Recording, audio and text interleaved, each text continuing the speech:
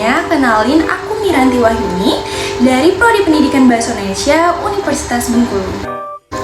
Oke teman-teman, di sini aku akan ngajak kalian semua untuk mengetahui tentang perkembangan analisis wacana di bidang pendidikan bahasa Indonesia.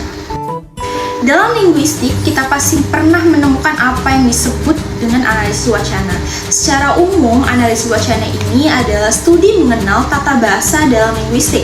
Pengertian wacana itu sendiri menurut Harimukti Kridaksana yaitu satuan bahasa yang paling lengkap dalam hierarki gramatikal dan adalah satuan gramatikal tertinggi serta terbesar. Analisis wacana tentunya memiliki sejarah perkembangan dari zaman dahulu hingga saat ini. Dalam linguistik, analisis wacana mulai muncul sebagai linguistik murni, yang dimana tidak bisa mengungkapkan hakikat bahasa yang sebenarnya dan sempurna. Kemudian secara historis tercatat sampai awal tahun 50-an, kajian tata bahasa masih berkutat di seputaran kalimat. Baru pada tahun 1952, seorang linguis kenamaan bernama Zelig H. Harris menyatakan ketidakpuasannya terhadap tata bahasa kalimat tersebut. Menurutnya, masih banyak persoalan kebahasaan yang tidak tersentuh oleh pisau badan yang bernama gramatikal kalimat itu.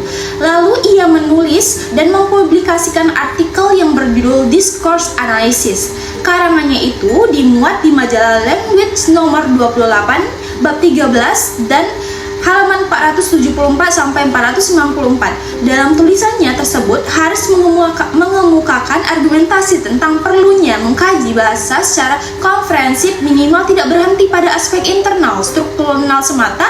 Aspek internal bahasa yang justru meliputi kalimat secara konstruktual juga perlu dikaji untuk mendapatkan informasi sejelas-jelasnya.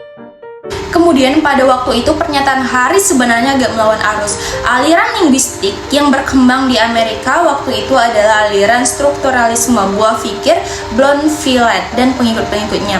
Kaum Bloomfieldian memang dengan tegas memisahkan kajian sintaksis dan semantik dan hal-hal di luar kalimat. Linguis yang lain seperti Franz Boas dan Edward Shafir yang juga seorang antropolog sebenarnya pernah mengkaji bahasa yang dihubungkan dengan konteks kebudayaan dan kemasyarakatan.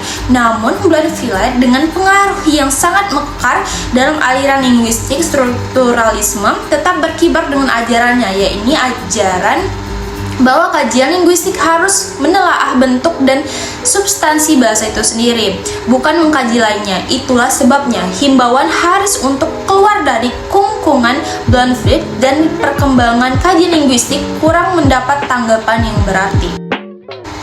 Kemudian jauh sebelum itu, pada tahun 1935 di Inggris, John Fried pada tahun 1850 sampai 1960 pernah menganjurkan agar para linguis mencoba menelaah bahasa percakapan.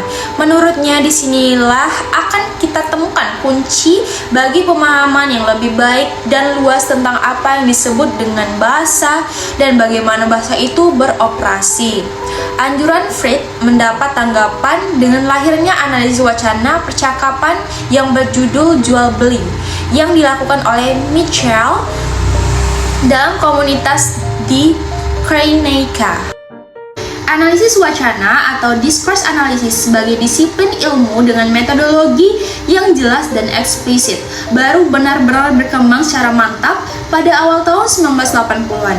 Berbagai buku kajian wacana terbit pada dasawarsa itu, misalnya Stokes pada tahun 1983, Brown dan Newell pada tahun 1983, dan yang paling komprehensif yaitu karya Van Dijk pada tahun 1985. Pokok perhatian analisis wacana juga terus berkembang dan merabak pada hal-hal atau persoalan yang banyak dibincangkan orang di masa sekarang, seperti contohnya perbedaan gender, wacana politik, dan emansipasi wanita, serta sejumlah masalah sosial lainnya.